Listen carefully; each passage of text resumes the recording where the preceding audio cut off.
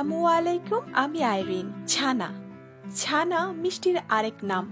Most of the মিষ্টি ছানা থেকে হয়, আর পারফেক্ট ছানাই দেয় পারফেক্ট মিষ্টি। অবশ্যই মিষ্টি বানানোর কিছু সহজ নিয়ম মেনে চললে মিষ্টি হবে পারফেক্ট, তবে আগে হতে হবে ছানা পারফেক্টলি। ছানা বানাতে দুধ অনেকভাবেই ফাটানো যায়, লেবুর রস, ভিনেগার, টক দই, citric acid, dot dot dot dot অনেক কিছু। মেন ফ্যাক্ট হচ্ছে সাইট্রিক অ্যাসিড, মানে আপনি যেই উপাদানটা দিবেন তাতে সাইট্রিক অ্যাসিড থাকতে হবে। আমি এক এক সময় এক একটা দিয়ে বানাই, আর এভরি টাইম আলহামদুলিল্লাহ ছানা ভালো হয়। আমি নর্মালি সবসময় যেভাবে বানাই তার রেসিপিটা দিচ্ছি।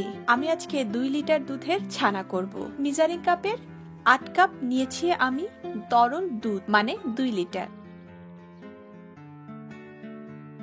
8-9 টেবিল চামচ লেবুর রস।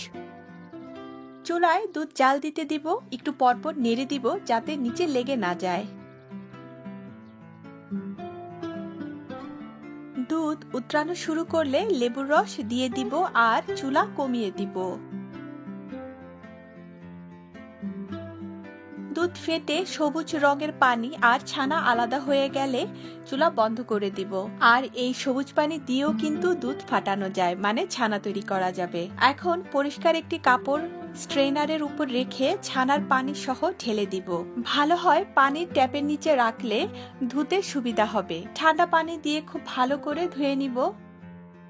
ছানা থেকে লেবুর রসের গন্ধ চলে যাবে কিছুক্ষণ ধোয়ার পরই। ছানা হাতে নিয়ে একটু শুকে দেখব, যদি লেবুর গন্ধ না থাকে তবে তো ভালো কথা, আর থাকলে আরো ভালোভাবে পানি দিয়ে ধুয়ে নিব।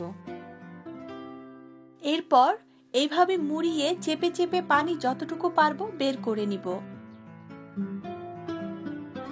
ছোট পুটলির মতো করে বেঁধে কোথাও ঝুলিয়ে হাত দিয়ে চেপে চেপে পানি ঝরিয়ে নিব। আবার ভারী কিছু দিয়েও চেপে রাখা যায়, যখন যেভাবে সহজ মনে হয় ওইভাবেই করি।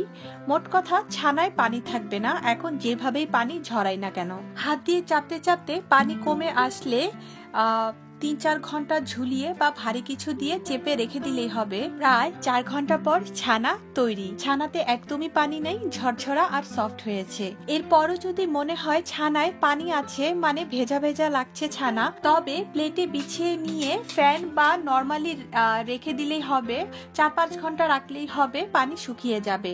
এখন নিজের পছন্দ মতো মিষ্টি বানানোর পালা। ইনশাল্লাহ মিষ্টির কিছু আইটেম নিয়ে হাজির হব আবার। ভালো থাকবেন সবাই। আল্লাহ হাফেজ।